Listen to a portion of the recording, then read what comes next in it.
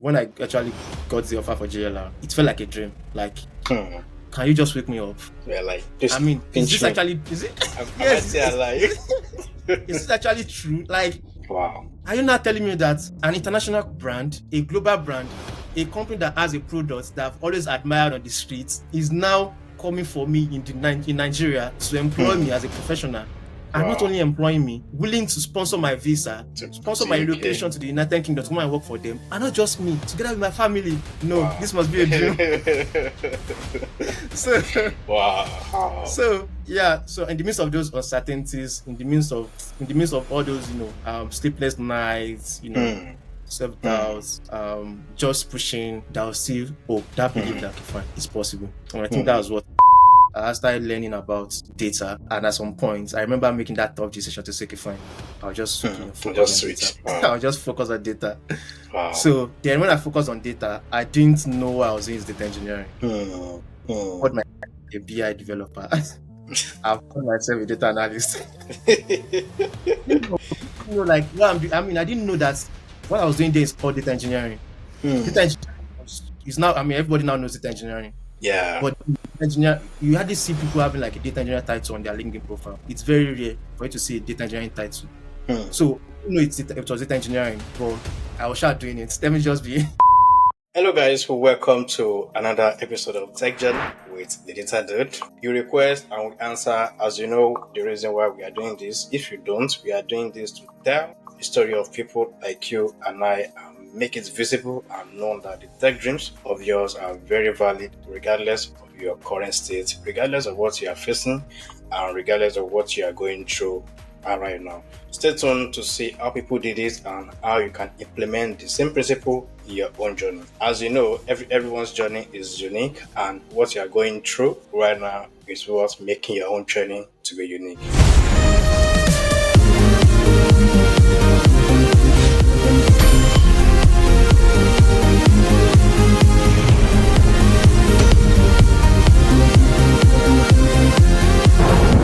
Today's guest is someone whose story really resonates with me, from teaching physics and mathematics in Nigeria to becoming not just a data engineer in the UK, but founded a data engineering community in the UK, impacting thousands of aspiring engineers. Please welcome Najeeb Sulaiman. Yeah, welcome. So let's start. Najeeb, let's start the story at the very beginning. You were once teaching physics and mathematics in Nigeria, even worked as a radio personality. Take us back, to that time. What was going through your mind about your future then? Yeah. Interesting question. By the way, Thank before I you. even start, thank you so much, for having me. It's a pleasure to be here and sharing my story, my journey, and Thank giving you. insight into my journey. And I hope this is going to inspire someone, It to keep will. keeping on, It will. and to let them know that their dreams are valid. So that's a very interesting question because it covers a lot of things, but I'll try and share a bit of story. I'll also not make it too long, but mention the most important things that I want people to pick up from it. So two things there. One is physics and mathematics, and the other one is working at the radio station as an OAP. So I'll start from the physics and mathematics. Okay. Yes, I've always been a teacher. Love teaching. Interestingly, yeah, so much. Interestingly, my mom is a retired teacher. Wow. And another interesting fact is my dad is also a football coach, Wow. which means they are both teachers in any ways. Wow. So, and my teaching started as far back as when I was in secondary school. But the actual one you reference, which is teaching physics and mathematics, actually started when I was in the university. Wow. And it's both a mix of passion and I want to survive Wow. financially. Wow. Yeah. So I have a very humble background. For people that just know me now, the Najeeb they know now is not the same as Najeeb Back there. then. There is no correlation between where I came from and where I am now. I'm telling you the Wow. facts. Wow. So glory to God. I have a very humble background. So what that means is whatever I'm being given at home was never going to be enough. I had to supplement it with my own hustle. And there are different means to hustle. The common one back then in the university is the one I won't mention that I'm sure you know it, which a lot of guys did back then, but that was not my way. So I just I had to do what I can to survive. So that means I have to use what I know to actually source for income.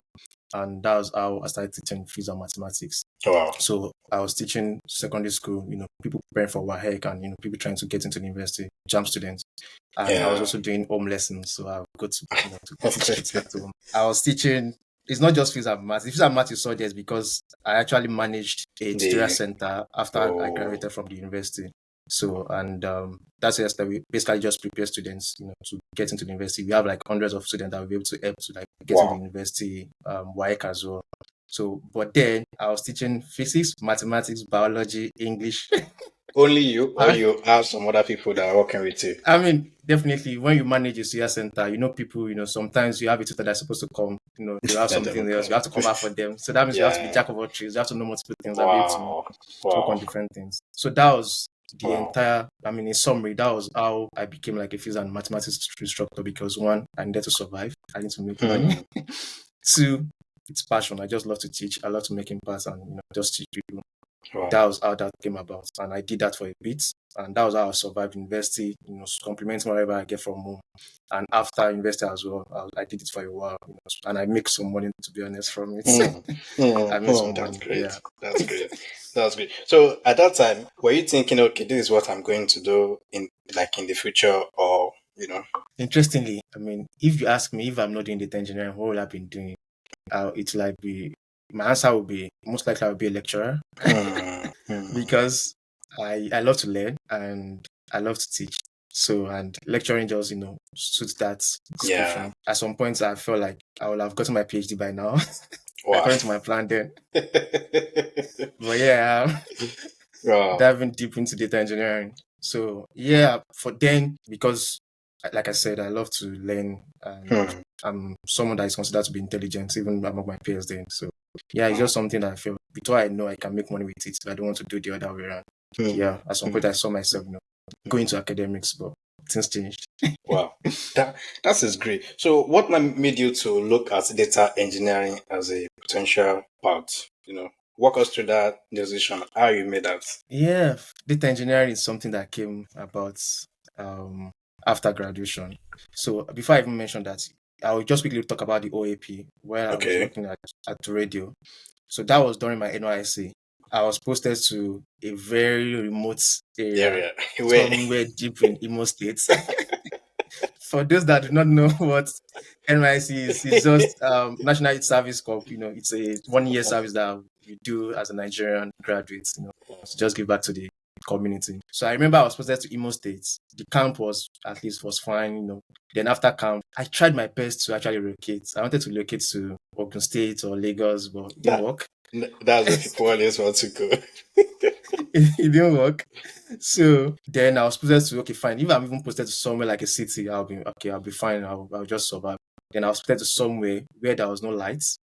Oh, According to those living in that environment, they said the last time they actually saw electricity was like 6 years ago, and as at then. So that means in 6 years, they've never seen you anything see like light. electricity. So a lot like to supplement using Wow, generators and the likes. A place where there is no water, we wow. had to like, oh my god, thinking back now, I'm having Cold. some pity. Cold. So it's a place where I remember the first time I got to that place, I was like, no, I can't stay here. I'm not going to survive. I have to leave.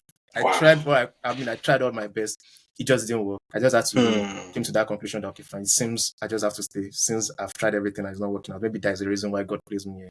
Yeah. And the moment I Yeah. realized that I have to be here, then I started making, strategies of how can I make How the to best of this survive. time. It's Yeah. 1 year. I have to make the best of this moment. If Yeah. I can be in a city where I can, explore opportunity, there's very limited opportunity here. But what can I do is to improve myself. So I started doing a lot of things. I remember I was then posted to a school, which is even funny. I was posted to a school, the school where up to today, the proprietor of that school, still reach out to me, Wow. because he gave me recommendation. I did a lot of things for the school. To be Wow. honest, I was Wow. teaching Wow. different Wow. subjects. At some point, I was volunteering to take, you have computers, so I was volunteering to take, from nurseries to secondary school. I was teaching them computers, Wow. teaching them about desktop computing, all those Microsoft stuffs Yeah. and the likes. Then there was a radio that was founded around Okay. that time. So it's called, forgotten the name now. So there was a new radio station in that remote area, and the founder of that radio reached out to us, core members, if we want to support, because he explained, the aims and objectives, and that aligns with me, because what they are trying to do is they're trying to make the community, known, and do something within that space. Then I started volunteering. So that OAP that you saw is actually a volunteering role. I was not paid for it. Wow. But I remember that I was co-hosting two programs, and I was hosting one program for myself. The program I was hosting is called Mind Matters. So tell me about Mind it, Matters. And it's interesting because I felt people, especially young minds in that community, are already lacking a lot, not having basic amenities, and that's not even the things. They lack the exposure, they lack the literacy that they need. So Mind Matters is just the program I initiated to give people exposure, talk about different subjects, enrich people's minds. So from youngs to olds. So we do a lot of programs around, sensitizing people, bringing people on board to come and talk about, share wisdoms and the likes. And it was very interesting. So that in a way made me achieve three things. One is I was able to contribute to that, radio station to make it cool. Two, I was able to give back to that community, making an impact. And three, I was able to develop myself in terms of my communications and everything. So that's one thing about the OAP. So I did that for a few months during my NYC days. Now, moving from that, my journey to data engineering is actually another interesting one. Because I didn't start to become a data engineer. Now people, so what do you want to do? I want to become a data engineer. They start learning towards data engineering. They look for roadmaps. They look for communities to join. They look for boot camps, and they start, getting to data engineering. But mine wasn't like that. So mine started I started as a software engineer, like in terms of my professional career. I've been doing stuff before software engineering, like you already know. So officially, my first corporate or official professional title is actually software engineering. But I joined a team then that then deals more with data.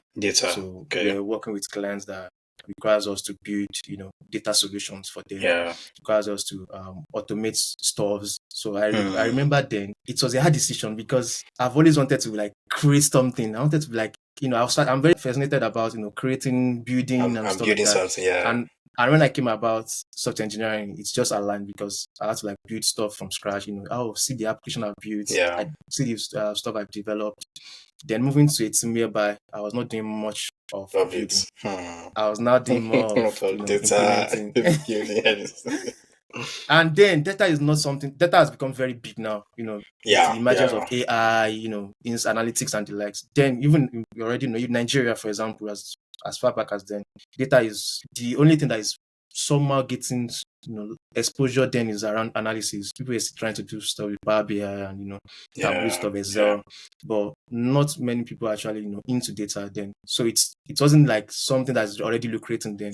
It's at the surface. So it was not lucrative. It was not lucrative then. So I had to fine. I'm in a position whereby at the work I am in, I'm not building an application from scratch. What I'm doing more is data. I had to make that decision. So that means I need to invest more in this thing because I need to make impact. I need to add value to the company, to the business I'm working for. So what that means is I started learning about data. And at some point, I remember making that tough decision to say, okay, fine, I'll just focus on data. I'll just focus on data. So then when I focused on data, I didn't know what I was doing is data engineering. What my a BI developer. I've called myself a data analyst. What I'm doing. I mean, I didn't know that what I was doing there is called data engineering. Data engineering is now. I mean, everybody now knows data engineering. But engineer, you hardly see people having a data engineer title on their LinkedIn profile. It's very rare for you to see a data engineering title.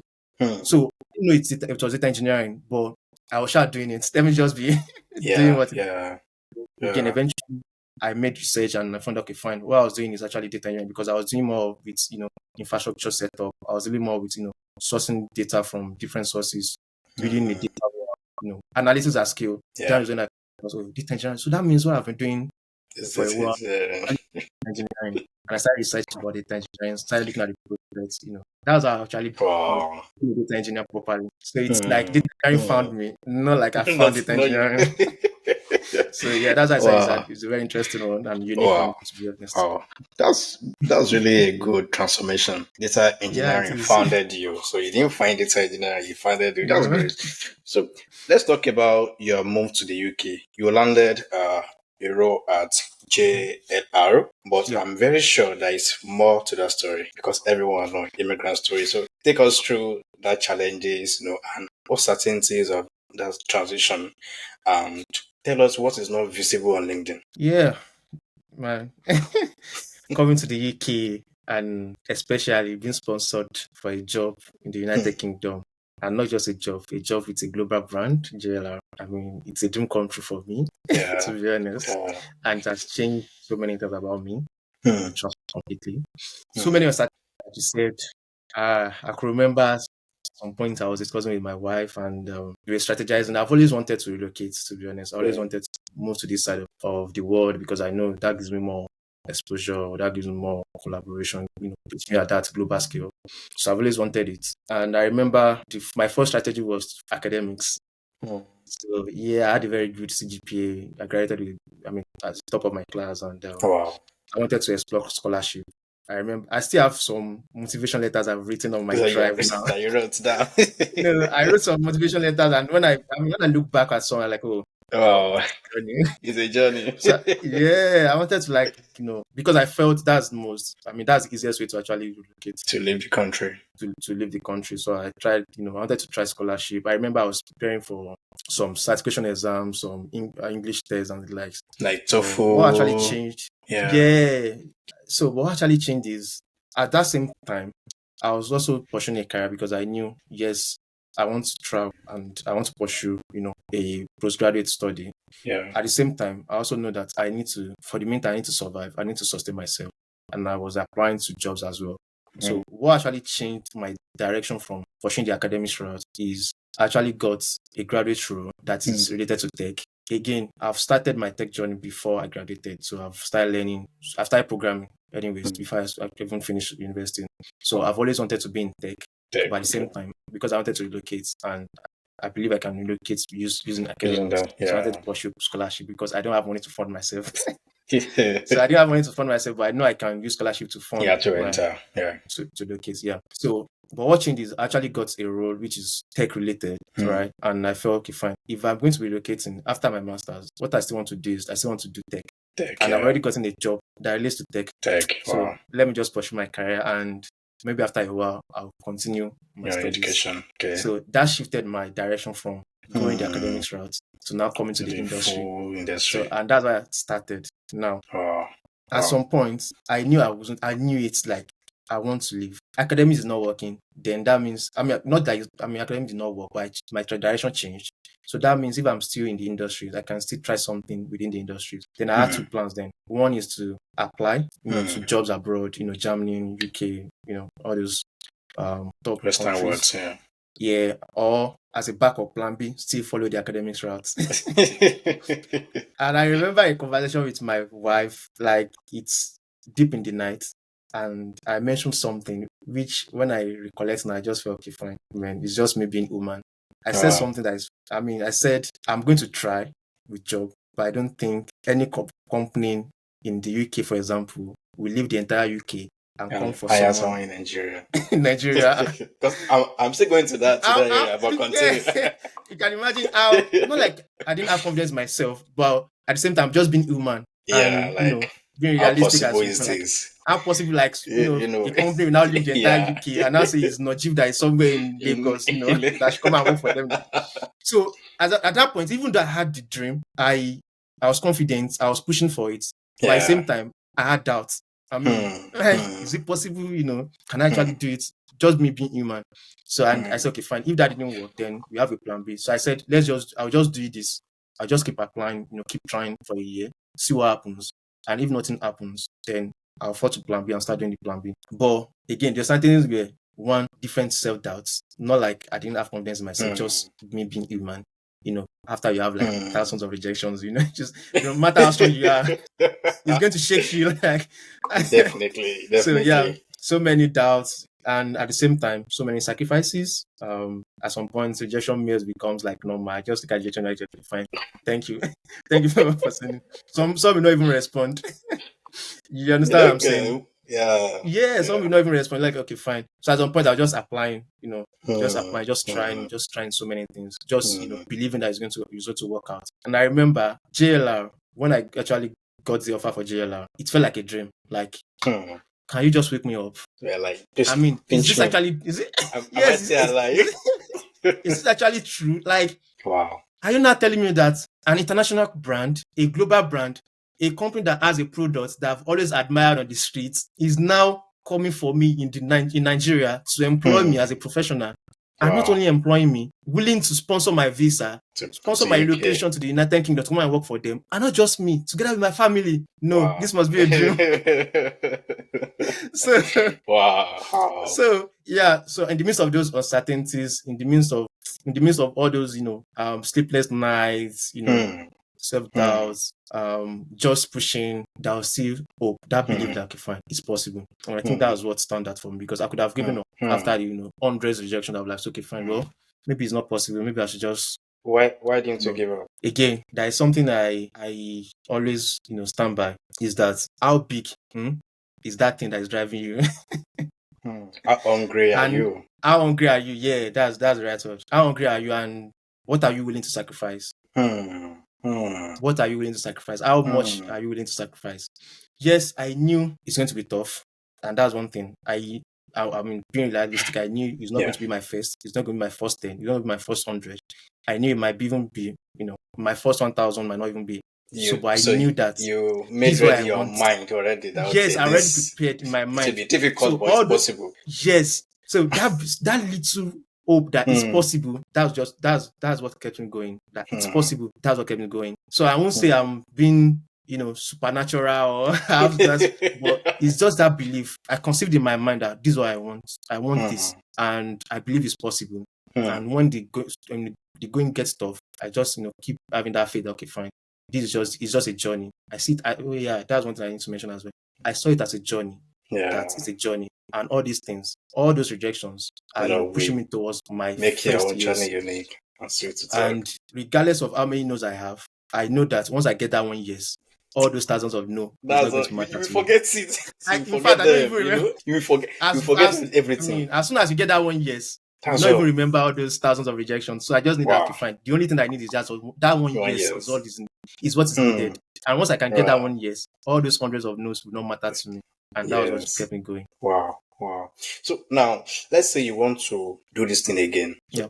So how will you do it? Let's say okay, you are in Nigeria, you are working already, and you want to move to Mhm. UK. How will, because I'm very sure that there'll be some lesson that you learned, maybe some mistake that Mhm. you made, and so and you want to tell another people that want to make the same step that you Mhm. made, and so how will you do it? So, like I said, the first thing is actually to believe it's possible. Okay. That's where it starts from. If you don't believe it's possible, you won't even try. Hmm. So if I didn't believe it's possible, I won't even try. I would just feel like, oh, it's not possible, and I will just stop there. Okay. The first thing is to believe it's possible, right? And to also believe that you can do it. Hmm. If you have that thing sorted out, trust me, you have a huge percentage of your journey covered. Hmm. Believe it's possible and believe you can do it. Now, Okay. secondly, identify your why. Okay. Why do you Am want I to do doing this? this? Hmm. So, and that means the purpose. If the Hmm. why is not clear, you get tired along the way. You just get 10 rejection, and you just it's not possible, and just give up. But Hmm. when your why is very Hmm. strong, that means you identify your purpose. You know why you are doing it. You know why you want it. Hmm. When are about to get tired, that why will continue to push you and continue to give you that strength that you need. Now, once you are done with those ones, now about the strategy is to identify where do you want to go. I see a lot of people they Hmm. say, "Oh, I want to jackpot, I want to travel," but where are you? You need to know where Hmm. you want to go. So you need Okay. to have like a destination in mind for you to even begin Hmm. and start taking steps. And Okay. that means you need to identify what are the top 3 countries you want to go. Okay. Because you have to be strategic. You can't just apply today. You apply to Russia. Tomorrow is Germany. Next tomorrow is Germany. US. You need to understand the dynamics of the countries you are going to. Hmm. And that means you need to understand what that country is all about, what you stand to gain, what are the pros and cons. I have to tell people there is no perfect country. You Yes. just have to Yes. identify the Yes. trade-offs and know the one that suits you. Yes. So Yes. identify the trade-offs, know the countries, and understand the dynamics of that country in terms of professional career, in terms of job markets, in terms of their economy and everything. Hmm. And that's the same thing I did. I identified my top 3 countries, and that was where I was focusing on. Wow. If you are traveling to the UK, you need to know that if you want to relocate, it's not all company that actually That's sponsor. sponsor. Yeah. You can get a job, but that doesn't mean you're going to be sponsored. And that's one Yes. thing I used to mention to people. So you need to know, okay, fine. If my intention is to travel, that means if I'm applying, I need to be strategic about applying. I need to be able to apply and streamline my applications to companies that I know they have license to sponsor me. So that even though they don't say it on their job application that they're You going to already sponsor, know. but once I know they have license, I know there is 1% chance that Yeah. they're going to sponsor me. And the job I have now, it was not stated that I'm going to be sponsored. Wow. It's not even stated in the job description. So, but I knew that they have, I mean, the top company, they have They have the license to sponsor. license, yeah. I just tried my best. Let me just apply. And I remember I've even forgotten I applied, to be honest with you. Wow. I mean, when I got the call, I was like, okay, fine. When did I apply? Wow. It's one of those things you just know, let me just try. So that's one thing. So know that if you want to travel or if it's about relocation, you need to know the company you're applying to, do they have the capacity to sponsor? They might like you, you might be fit for them, but if they don't have the capacity to sponsor you, it's not their fault. They just can't sponsor you. That's another thing. Another part of the strategy is also to understand that you need to be willing to be competitive in the market. It's a marketplace. It must be crazy. And for every marketplace, you need to be able to bring value for someone to buy from you. You can't just go to a market and stand there and say, come and buy from me. What are you selling? What are they going to buy from you? So you need to know that it's a marketplace. And when you are competing at the global stage now, you are not only competing with Nigerians. That means you are competing with people all over the world. Yeah. And what that means is you have to up your games. And I used to tell people, luck works when there is hard works meets opportunity. That's when luck works. Yes. So you have to be hardworking and be ready to add value. So if you don't even have that value covered, that's even the first place. You have to be able to build yourself to a stage whereby you know that if any company you are joining, you are bringing value to that company and they have to see value in you. The only thing that will convince a company, not even international now, even in Nigeria or in any local country, what will convince someone to actually employ you is when they see potential in you, when they see that you have value. So, and that means upskilling and building yourself to be valuable. Once you are valuable, you attract opportunities. Yeah. And once opportunity comes, it's going to meet you prepared. And that's one thing I realized as well. So I knew that if I'm going to be competing globally, I knew that I need to up my game. I can't just be, running around dumb guy that you can find anywhere else. Yeah, I need to have some things that set me apart. So that means I needed to crazily study, crazily, develop myself and, beyond what is needed for my current job. I just need to start, expanding myself. And that's one thing that is very important as part of strategy. And I should be willing to move laterally. What I mean by moving laterally is if a data scientist, a data analyst, or a data engineer, let's say you have been a data engineer for 5 years, and originally if you are going to be moving to a new role, let's say within Nigeria or within your company, you should move to maybe a senior data engineering role. But because you are competing in international space, you want to give yourself the highest chance possible. So that means you should be willing to take a data engineering role, even though you know that if you are staying within your own environment where you are comfortable, you should be moving to a senior data engineering role next.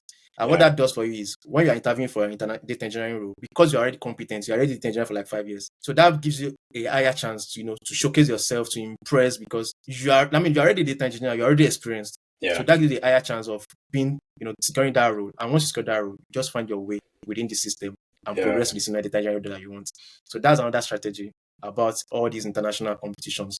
So all these things are things that I combine together that make it work, to be honest. And also, again, applying aggressively. That's one thing. A lot of people, they feel like, it's just the first 10 applications that once I don't get it, that's it. You have to apply aggressively.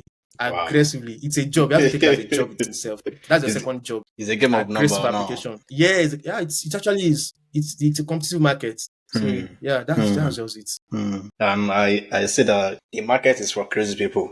Yes. You need to be crazy enough to be like, okay, we die here until I get what I want. You have to be tough. So I would say the market is tough. You have to be tough as well. Wow. Thank you very much for sharing that. Thank you so much. Yeah. So in 2023, you started data engineering community. What was that moment like? When you started to create this, were there a specific incident or realization that sparked this moment? Yeah, data engineering community is one of the things that defines me currently. I'm very grateful for that community, for all members of that community. I'm deeply grateful for them because it's a community that has also helped me personally to grow. When you created something to help people and that thing turns out to be helping you as well. Oh, yeah. So so now it's a mutual benefit. So, but to answer your question, it started from Data First Africa. I don't know if you are Okay. aware. That is like it's Yeah. a yearly The conference that happened conference in every Nigeria, right? year. So in Yeah. Nigeria every year, I used to see where them on all the LinkedIn. tech professionals come together. There are a lot of presentation and likes. So the maiden edition, which was the first one that was organized in 2022, I was a speaker there. So I Okay. presented on that in that conference. And I Okay. remember after my presentation, a lot of people reached out, because they found the presentation very insightful. And the interesting thing is, people didn't know about data engineering as much as I thought then. So, Hmm. and people started coming with questions like, what is data engineering? What do they do? Wow. Stuff like that. A lot of people, connected my number, and a lot of people reached out via LinkedIn, connected. And what I discovered is I started, doing the same thing over and over again. So this person will Hmm. come, I will explain, I will try my best to, to put them Hmm. through. And that person will come, To the I'll same try my thing. best to put them through. But what I discovered is that it wasn't Hmm. scalable, Yeah. right? So what Okay. that means is I was duplicating my efforts. And I discovered that there was nothing like a community for data engineers in Nigeria. Hmm. So that means, one, there was lack of awareness. Two, there's no community that even puts people together. Three, I was duplicating my efforts because people reached out individually and I was duplicating my efforts. Then the idea struck that, what if we have a community rather than me having to teach this person A today and that person comes tomorrow, I teach them at the same A. If we have a community, what that means is that we can collaborate together. I'm only limited to what I know. Yeah. That means if we have a community, we have like minds, sharing stuff, we both learn from each other. At the same time, we have a community that serves as a platform that make awareness possible, where people even get to know what's even this data engineering, like can start a data engineering journey. That's how it all started. And I remember the first time the idea, struck me, I didn't want to do it because I felt, Hmm. this is too much. A community is not like a program that you do for 1 month and you leave it. Yeah. It's a continuous program. So it means I have to show up, I have to be there. And it felt daunting, like, oh, I'm not sure. I already have my job. I have a lot of things I was, trying to sort out. Putting community at it was just so heavy. So I felt, okay, fine, I won't do it. And at some point, I didn't do anything about it. But it just kept occurring to me like, there needs to be something in place. We need to help these people. These people are trying to get on board. We need to help these people. There needs to be awareness about this thing. And that's how I just started it. And I remember starting it and gradually, people started, joining, started making Hmm. awareness. And I mean, when I look back, I'm just grateful that I actually started that. And Oh. I'm grateful for people that started out with me, to validate that idea and push us forward to actually started it. So now it has become from the point whereby data engineering awareness was nowhere to be found in Nigeria to now becoming a force, in the data space in Nigeria. So it's been massive growth on growth since we Wow. started, and I'm just Wow. glad about the impact we've made. People that are in the community. Again, I give shout out to them because Wow. they are just Wow. amazing. It's an amazing community, to say Hmm. the least. That's great. That's really great. Well done for that. You are doing very great into the community because that's one thing I like. Thank I'm a you. community oriented person. So anywhere I get to, I just want to give back.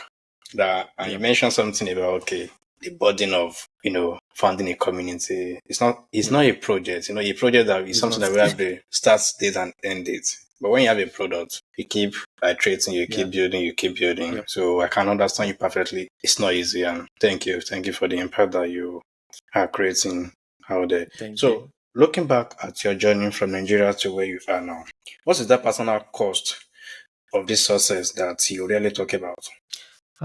Cost in terms of sacrifice. Maybe. Okay. Man, a lot of cost. Hmm. So one thing is, I love to play football, right? Okay. And I could remember at some point I just stopped playing football. Not because I don't want to play football, but because I was just so deep in what I wanted to do, and Hmm. I had little to Hmm. no time to actually play football. It was a huge Hmm. sacrifice. I stopped watching football as well. I really have time to watch football, and I became really, really introverted. Like my social life went down to zero. Wow. So, and what that means is, I remember when I started out, I made huge sacrifices in terms of cutting out social media. At some point, I was not even on LinkedIn and Twitter and Instagram, even WhatsApp. I just, shut down Hmm. everything. I was just, Wow. focusing on what I was doing. So it was a huge cost to pay because Hmm. imagine going from a place whereby you enjoy life to a place whereby you have to like mentally shift your priority from all those Hmm. things to now focusing on one thing so that you can do that one thing really well. That was a huge price I paid. I literally was focusing on tech, Hmm. tech, tech. No time for anything. The Just little tech. time I have, I just want to do it. And I made it in a way that became my fun. Hmm. The little time I have, I'm telling you, it was a friends. I mean, little to no friends time, little to no time for social activities, go to club or go to party or go to a bar. No, it was just work, study, work, study, work, study, and so it Yeah, continues like that. yeah. So that was a very huge price to be paid, to be honest, because again, we all want to enjoy life, so it was huge. And in terms of cost as well, I remember also during when I was in Nigeria, Lagos now. Yeah, sure. Yes. So I remember as early as 4 a.m., I'm already awake. I don't sleep until 12. So I was having like 4 hours sleep, and I remember at some point I developed migraine disease. Hmm. I was just, I mean, my head would just be banging. Like my head, you feel like the whole house is like there's a whole building on top of your head, I and your know, head would just be so heavy. Like, right? I know, right? yeah. So that was a huge price as well because Lagos traffic will frustrate you. In the midst of that, you have little to no time to sleep, sacrificing Hmm. sleep like hell. You see, at some point, my eyes were swollen. Like, so the prices that was paid, I mean, I can't. I just thank God. Like, I'm just grateful. Like, at the end of the day, everything's paid off. There are Wow. some sacrifices that you can't even remember because now, Yes, like I yes, said, when you have that yes, 1 year, the many knows we don't even remember yes, again. yes, But yeah, yes, there are a lot of sacrifices yes. that was paid, Wow. to actually, get to what you want to achieve. And it's still a journey. You are not yet Yeah, there. sure. You're not yet It still there. Yeah, continues to, yeah. yeah. But we are You just know, grateful for where we are, what we have achieved so far. yeah, because there was a time that where we are right now is where we dreamt of okay that we will become this, and sometimes Yep. we don't realize it. Okay, we actually at the place that we once prayed for, and that's Yes. why we're like we need to be grateful to God because Yep. you mentioned things that you sacrifice and everything, and it's one of the reasons of this particular podcast. If people see you like physically, or if they go to your profile on LinkedIn, or if they just say about you, like, okay, that's this guy, Najeeb, they may be thinking that, okay, he just achieved this easily. This guy is lucky. My God. Like, he just got everything, or, No he way. had everything, settled for him and is living a straight life. But as you are saying it now, people will actually know the reality because we want people to know the reality of, what it costs to Yep. be this particular person. A lot of people have dreams, especially I call it tech dreams, but they are not ready to do the sacrifice. They are not ready to Mm-hmm. actually go through the processes and go through follow the roadmap. Because I've interviewed a lot of people, both in Nigeria, UK, US, Canada, and the same problems. You're looking for jobs and you just apply for 10 and you say, yeah, like, yeah, Yeah. you jump inside depression. You're not ready. Yeah, I Or mean, until until you get to the point that, okay, even when you receive a rejection, it gives you a superpower. Okay, for one yep. rejection, you apply for more than just that day. Then I know, okay, you're actually ready for this thing. Or Yep. based on what you said, because people that are actually doing well in the tech space, they have this similar routine. You say you don't sleep until 12. Yep. No, I Like, mean, 12 is just even like sometimes you you don't know, even get to sleep and it just continue like happens, that. like it's a general stuff that people that are actually, making waves, or people that are achieving what they want, what they want. That's what they do. Sometimes I don't sleep. As of yesterday, my wife still want me about to reduce the way of me taking coffee. Oh, reduce this thing because I want to be active, focused all the time. And most time, if I may sleep around 4 a.m. in the morning and I still go to work, I must resume by 9. Yep. That's how many hours. I will still go do some other thing that I do. And like this Yep. thing is not easy, but based on what you said also, you were once an extrovert, you became an introvert. Likewise, when I was in Yes. Nigeria, I was an extrovert. I used to go out very well. In UK, I became a total person entirely. Even though I've started tech, in Nigeria, but UK changed my orientation. Everything about me changed totally. The way I see things, the way I see life, I'm like, okay, this place is very competitive, but you need to be, sometimes when you want to get something, you may think, if you are just crazy, you can get it, but you need to be more than crazy. That means you need to be mad about this thing. Because Yeah. you're mad, like I may be in this position for 24 hours without standing up, and I won't feel anything because I'm Yep. enjoying what I'm doing. I'm learning, like I just want to learn like crazy. I Just mean, like it, the it, way it, it becomes an habit at some point. yes, sometimes even if I'm like, let me just watch a movie, maybe once in a week or something, and the movie that I watch is not just ordinary movie. Let's say I'm watching a movie about When you talk about movie now, I remember Elon that was a Musk. year. No, I even remember that was a year. Throughout that year, I didn't watch a single movie. I can't Wow, remember. what that year was. That is a real Is it sacrifice. 2020 or 2019? You can imagine Throughout the that. entire year, I didn't watch like a single complete movie. You It can was crazy, you man. can imagine that, that shows So how, yeah, it's just delayed how gratifications, anyways. yeah, Just yeah. knowing like this is what I want And let and me just just go going for for it. it. Let me just go And for it. anything that is going to cause distraction, trying to shift it down and shut it down completely. Yeah, Yeah, I mean it's a yeah. lot of sacrifice. I won't lie to you. It's a lot. and I'm It's a very lot. sure you must have heard a lot from, even people in your community trying Mhm. to achieve them, but you can see what they are doing, and that thing is not making them to achieve what they are, what they want to Yeah. achieve. People want to be like Najeeb, but you can see that they are not even doing half of what you did, and they are complaining that they want to, they want to achieve this. It's not Yeah. possible. Just follow the process. Because even if I want to mentor anybody, I don't tell my mentee, even before I accept you, I must see that craziness in you. That, okay, you're actually very hungry for this thing. Yeah. Then I can take you. If you are not hungry, Yeah. because I need someone that can be mad like me, that, okay, that always want to learn this thing and build this thing. No time for Mhm. procrastination. When you see Mhm. something, just do it. Yeah. And you can't be the type that, okay, you want to be competing with others. Don't need to compete with others, you will just die. No. No. Because No. just competing with yourself. Make sure that your Yes. yesterday is better than today. That's the only way you Yes. can have peace within Yes. yourself. Because no Yes. matter True. how good or how You best, always see someone that is better than you if you are comparing that's yourself. just life. And even the way you are feeling down, okay, you're not good enough. And you see people that are aiming that I should just be like Najib. And you should be True. like, I should just be like this guy. So True. life is just like that. We always be Yeah. at the middle. So Yeah. it Yeah. You just can have it. needed for us to be contented with what we have, and Yeah. to be grateful to what we have achieved and where Yeah. we are going. Thank you very much for that. And Yeah.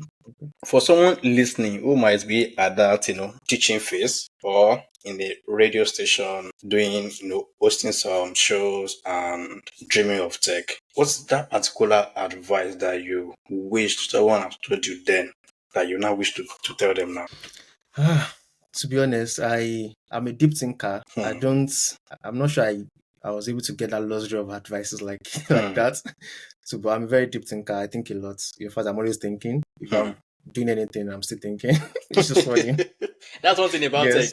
You don't have time to pause. You'll be like, you may have something that you want to do in the next 1 month. You'll be thinking, okay, what would I do? Even you may close work on Friday and you'll be thinking of what will happen on Monday, Tuesday, Wednesday, Thursday. Yeah. It's a Yeah. continuous thing. You don't pause. Yeah. So I'm a deep thinker. And one thing I'm grateful for that I realized in life early is mind. So Yeah. I realized Hmm. early in life that our mind, to me personally, our Hmm. mind is the greatest asset given to us by God. And if you can use it judiciously, you can use it to well, Hmm. the sky's the starting point. And I Hmm. do tell people that whatever your mind can conceive is possible. Hmm. And the only limitation that you have is the one you set for yourself in your mind. Now, for anybody, wherever you're starting from, you don't even have to be just a mathematics instructor or anything. Wherever you're starting from, you have a dream that you want to become something. It might be tech, it might be something else. Yeah. Like I said early, the first thing is to actually identify your why. Why do I want this thing? I do say that a lot. Why? As simple as that word is, oh my God, it can uncover so much Hmm. things that is not visible. So once you're able to deeply connect with your why, that means you're able to identify your purpose. Why do I want to do this thing? That means you already have a definition of where the destination is and why you need to get to that destination. Now, another thing I would then say is where you start from or where you are doesn't determine where you end up. Hmm. Now, regardless of where you started from, regardless of where you're at now, that doesn't mean you are going to end the same way. Hmm. Again, like I said earlier in our conversation, where I started from, my background, Yeah. comparing it to where I am now, So they different. are distance apart. But Oh. again, because I didn't let that to define me, I Hmm. didn't let that to, limit my vision, limit my dreams, I'm able to then achieve part of my dreams. You keep dreaming. That's one thing Yeah. about life. Once you achieve Yeah. that one, you have another dream, you have another dream. But Yeah. again, until you Yeah. believe that it's possible and you don't let what you have now justify the end point, Hmm. then you can achieve it. And one thing I also mention is tech can be that superpower, industry, that superpower career. But trust me, I have this belief as well that anything that people are doing, at least there are some people that are doing it, I can do Yes. it as well. And the interesting thing is, I will do it well. Hmm. Hmm. I will not only do that thing, I will do it and I will do it Do well. it well. So if there's anything you think you want to achieve, if there's anything you believe and you've connected your purpose to that you want to get to, Hmm. and you see people doing, even if people are not doing, you don't even, I mean, that is not even necessary that people are doing it, but anything you connect with deeply, what I want you to believe is it's possible and you can do it. and not just do it, you can do it well. So I would just encourage anybody, wherever you are now, wherever you're coming from, to let you know that it's a journey. And in this journey of life, there will always be different stops. And where you're Yes. currently now, it's a stop. And that doesn't stop you from getting to where you are dreaming of getting into. So just keep keeping on, keep going. There's going to be roadblocks, there's going to be, setbacks, there's going to be traffic along the line. Yeah. Yeah. Yeah. Hopefully it's not Lagos traffic. But at the end of the day, just keep your eye on the destination and you get there. Wow. Wow. Thank you very much. That's actionable insights for someone who wants to achieve his dream, not only even in tech, it applies Yeah. to, life generally. Everything. Yeah, thank you so much for that. Thank you. Before we wrap up, what is that one question that you wish I will ask you today? To be honest, you've cut across, my background, my academics, my community, my career. So, like, you've cut across everything. But if I just want to share anything, what I would like to share is about, no, I've shared something about this one, but let me just think about it because I want it to be something insightful. Now, I'll say this. Remember, I said getting to JLR, working in JLR, located to the United Kingdom, it's a dream come true. Yeah. Now, what that means is I should relax. At least I've gotten to where I've always dreamed to be. I should just relax, collect my salary, take care of my I'll be family, living life. chill, watch Netflix and chill. Just be living life. What else are you looking for? But that's not the case. That So is the the beginning. interesting thing is, it seems I'm not even working harder than I used to be back then. Because now it means I have more responsibilities. It means my new dreams have changed. Yeah. My new aspirations have changed. My journey still continues, and I have another, things I'm looking forward to. So with that, it means I'm still keeping late nights. It doesn't mean I was sacrificing it then because I wanted to get to UK. It just means I've discovered my purpose, and that purpose just keeps building me, keeps influencing, keeps fueling whatever I do. And with that purpose means there's not going to be a destination. Yeah. There is not going to be a time where I will now say, "Oh, no, I'm not there. I'm no longer doing anything." Yeah, you have arrived. I've arrived because because the truth is there is no destination. The only thing is there are set, stop points whereby you can find. I call it milestones. Where I say, okay, if I'm able to reach this place, then I've covered a milestone. If I'm able to reach this place, I've covered a milestone. But it's a continuous journey and it continues. So I still learn every day. I still work as hard as I could. I still do stuffs that even I was not doing when I was in Nigeria. And I even now more responsibility than I used to be when I was just the only one and just trying to figure out life. So what I'm trying to derive here is life. Once we understand life, that this life, one, it's vanity. I live by it every time. Life is vanity. The only thing that makes sense to me personally in this life is the impact I'm making in life. Yeah. So which is what drives everything I'm doing. It drives my work because I'm doing tech because I believe tech has a lot of impact in the world. I'm doing community because I know I can use that to influence people and inspire people. That comes out. I mean, some people I've been inspired by some people, sharing their journey and seeing their work. That means I need to pay it forward and inspire people coming behind me as well. So that has been things that have been driving me. And if you live by that kind of purpose, you then see that you don't have a destination. You just have a journey that you keep going. And I still work as crazy. I still keep late nights. I still burn candles as I used to be back in Nigeria. So yeah, so I'll just share that. Wow. Thank you very much. Thank you very much. You said that you didn't feel like, okay, you have arrived because you have achieved your dream coming to, country like this, getting a sponsor job. And I do tell people that all these things, like people that may be trying to get a job, like all these things that you are doing, that you feel that you're actually learning, you're doing stuff. You may be doing well, but the real job or the real work starts when you get that job. Then it be like there are a lot to learn, there are a lot to, because you want to catch up and you want to impress people that are just hired you. You don't want to fuck up, you understand? And day by day, there will be a lot of projects that may come in that you need to actually go and learn this tool. You need to, and you may even join a company and they will tell you that, okay, all the tools that you are doing, they don't use them. These are the tools that they use. And you need to have this continuous learning mindset that, okay, that I can learn this thing within maybe 1 day or 2 days and you will do well, because it happens to me a lot. Thank you very much for that. Thank you very much for that. And that brings us to the end of this another inspiring episode of Tech Journey with the Data Dude. Najeeb, thank you so much for being open, in sharing your journey with us today. And for everyone watching, where can they connect with you? When can they follow your journey? When can they stay updated with your stories? Which platform can they connect with you? LinkedIn, Twitter, LinkedIn, Najeeb Sulaiman, my name. Twitter, the Okay. same thing. It's Najeeb Sulaiman underscore. Yeah, those are the Oh, two platforms that I majorly use. I'm more active on LinkedIn, so I'll say LinkedIn first. But Twitter, if I'm a Twitter person, the same thing. Najeeb Sulaiman, Najeeb Sulaiman. oh, that's great. And please trust me, join his community too. If you are someone that is looking into the data engineering per se, please join the data engineering community. You can Yeah, search it on LinkedIn, you will see it there. And please, if you are inspired by Najeeb's story about, everything that he has said, the approach, the continuous learning mindset, make sure to, refer this episode to people who needs to hear this and give a comment in the comment section what inspired you and what resonated with you most with this journey. And also today we'll be doing some Thanksgiving because I really want to appreciate everyone supporting the show. People have been, sending DMs about how inspired they are with what we are doing and they are expecting more. And I want to promise you guys that your time will worth it as we will keep bringing what worthy stories, worthy journey for you guys to learn from. And I want to say a big thank you to you and another big thank you to our guest today, Najeeb. yeah, He's a thank very you. nice person. I've seen a lot of his work on LinkedIn. I'm like, wow, this guy is great. This guy is great. It's like he's actually doing well.